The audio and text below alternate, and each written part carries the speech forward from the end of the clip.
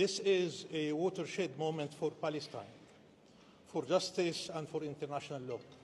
Israel's occupation has been declared unlawful by the World Court, which has stipulated that it must be terminated completely and as rapidly as possible.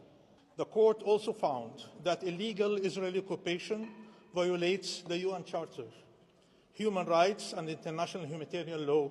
The court further unequivocally declared that all Israeli settlements in the occupied Palestinian territory are illegal and must be dismantled, and that all Israeli settlers must be evacuated.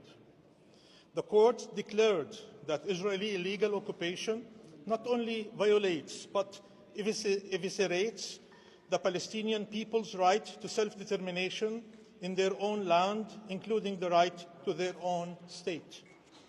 This ruling